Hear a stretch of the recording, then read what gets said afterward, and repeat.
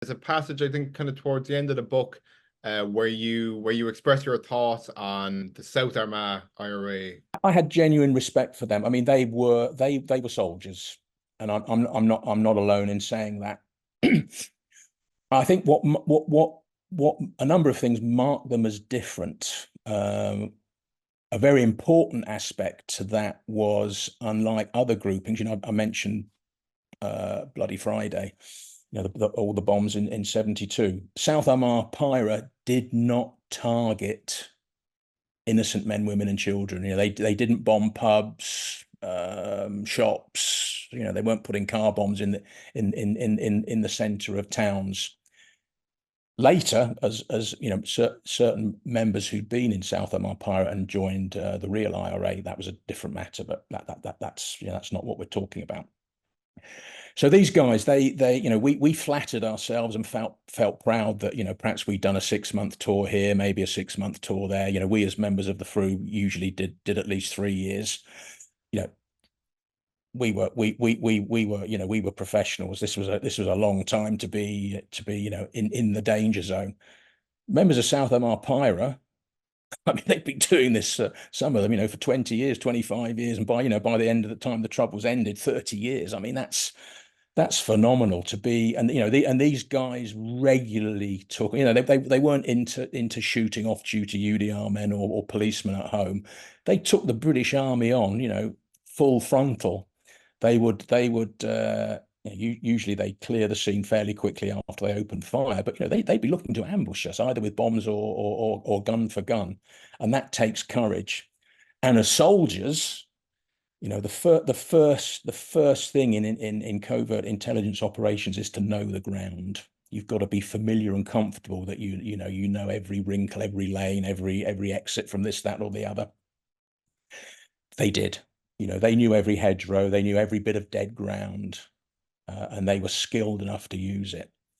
As soldiers, if they felt unhappy that something was not right, they were planning an operation, about to mount it. Maybe there was a helicopter up in the sky. Something had happened. They just had this feeling that everything was not right. They would abort an operation. So they're about to snipe at an army patrol. They go home. They say, we're not going to do it today. We do it tomorrow. Very, very professional. The inside look that we got into how they operated. I mean, I think we all ended up, in some admiration for them. Yeah, okay, so yeah, there's a few like stats about South Armagh that kind of illustrate this. I mean, I think was it about approximately 1/5 of all I think it was British Army deaths occurred from the South Armagh crowd. This is like 180, 200 square mile area. We're not talking about a huge place at all. The South Armagh kind of unit, they only lost about 10 to death. They only lost like 10 members in this entire 30-year conflict.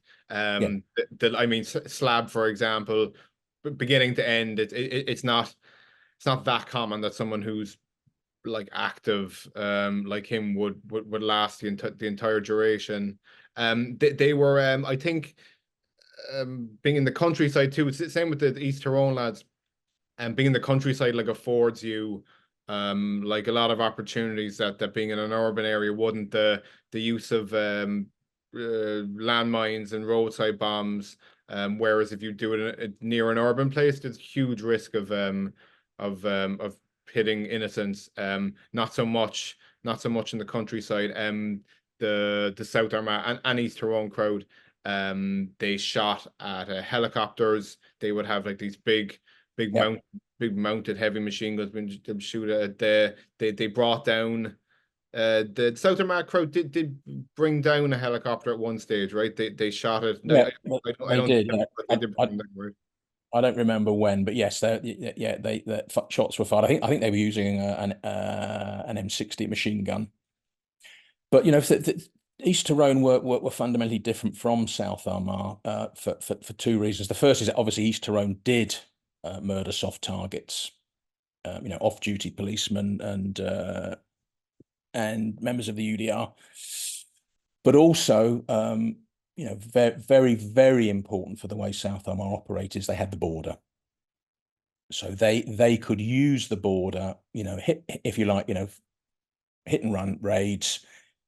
Within 5-10 minutes, you're back safe in the Republic. And of course, the British Army could not hot pursuit into the Republic. I think helicopters could fly over the border, but were not allowed to land. So you couldn't cut off a retreating ASU. You could fire shots across the border, but they were gone. They were on their way back to Dundalk or wherever. So that was a big factor, and they were smart enough, obviously, to use the border as as a weapon, if you like. Sure, a lot less of them, were able to get arrested for some of the reasons we've gone into. This in turn leads to like a snowball effect where you can't recruit as many of them because a lot of guys get recruited while they're like under interrogation. Another thing is because the more experienced heads are still around, they can provide like really good training, really good advice and mentorship to the guys coming up. So yeah, it's like a kind of a self-feeding, it's like a kind of self-feeding loop. Just on what you said, I do believe I think the South Armagh IRA did keep it to mainly what's the word, kind of like legitimate targets. But in fairness, they did I believe there was a few sniping kills on Protestant farmers, and someone can correct me if I'm wrong, but I think the Kingsmill massacre was carried out by the South Armagh IRA as well. Just yeah, they didn't yeah, they did do some civilian targeting, I believe. Yeah, I think there are some theories about Kingsmill, which I'm not entirely sure where all the members, all the gunmen who murdered, and of course Miami Showdown was obviously on the loyalist side, but I'm not sure where those gunmen came from. But that was, very much, in the whole length of the Troubles, that was an isolated instance. But I'm not sure that was, hardcore, if you like, South Armagh ASU members. Don't know. I don't know. I don't know. Sure. But in the bigger picture, it was a fairly isolated incident. You actually, I just mentioned Slab there. You had at one stage a fairly uneventful meeting with him, but a meeting nonetheless. Yeah. We sadly didn't get to talk. I'm not sure that would have been a particularly fruitful conversation for either way. Yeah, I mean, it was just one of those freak things. I mean, unlike any of the other agencies, we would regularly be out, on the patch, as we called it. So we spent a lot of time out on the ground in uniform and also in plain clothes in South Armagh. And it was on one of these recce's. I was with another guy. We were both in one car, and we're right down on the border. And suddenly, interview. There's 3 men working, doing a bit of digging on the verge, and of course, automatically, that you start to you start to switch on even more than you would be already. And as we got closer, it was apparent that it was Slab and his 2 brothers. And we looked at them, they looked at us. You give the old sort of one finger country sort of acknowledgement, and just drove past them. And when we tried to send back to Besbrook Mill, either Besbrook Mill or I think it must have been the FRU net in Besbrook. There was Slab Murphy, who at the time was arrest on site. We had no radio coverage. We were in a dead spot. So had anything worse happened, we would not have been able to report it, and we certainly couldn't report the fact that we'd seen him and his brothers. So all of us got through that day unscathed.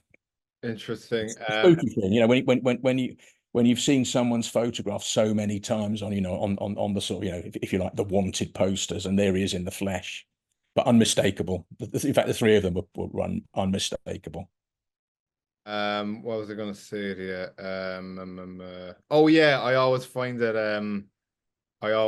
kind of funny in a way that at some stage anyway, MI5 had deemed Thomas Slab Murphy, whose background was like a pig farmer and smuggler, no military Yeah. background or nothing, and he was deemed the biggest domestic threat to like the government or the crown or whatever. Well, he was. I mean, I forget the exact terminology or the rest of it. I mean, at one point he was. I think he was the head of. He's basically the top man in Northern Command. So he was the most senior IRA member. So yeah, he was a little bit more than a pig farmer and a smuggler. Yeah, no, I'm telling you, it speaks to the ability of these fellas who you refer to as soldiers. I've heard that before, where fellas who got posted in South Armagh were told by security forces who had experience in the area were told you have to treat these fellas as if you're dealing with professional soldiers, not kind of not guerrilla soldiers who are kind of substandard compared to you. It's I only yeah no I only say the thing about being a pig farmer and stuff because it stands to them that they were able to more than take on, they were able to turn their area into a no-go driving zone for the British Yeah, Army, probably one of the best armies in the world. The FRU, I'm sure, is one of the kind of most professional and best intel type organization. And these fellas who all had normal jobs, they all had like rural type jobs or kind of plaster and so on, that they were able to take you on in such a manner.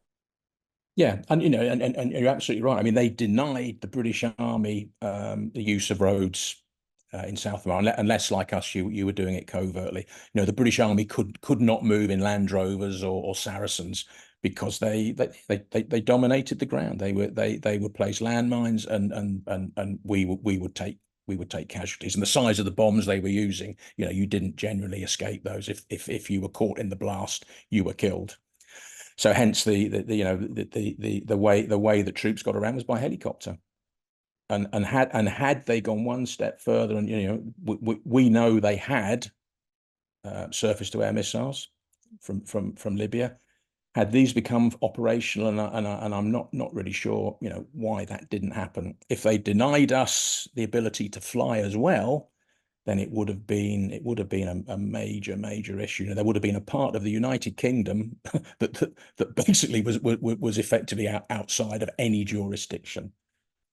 Like a complete and utter no-go zone. What was I going to say? Oh yeah, I think you said in the book, I think you said that the FRU were the first to discover that the IRA had surface to air stuff. Am I correct there? I think we were the first to produce, certainly on the military side, that they were there on the border. Clearly there'd been a number of shipments before, and then there'd been reporting in the press. But yeah, the fact that stuff had got through and it was being cached on the border, we were the first. We were the first to report that, which was something that as the boss then I was really pleased about.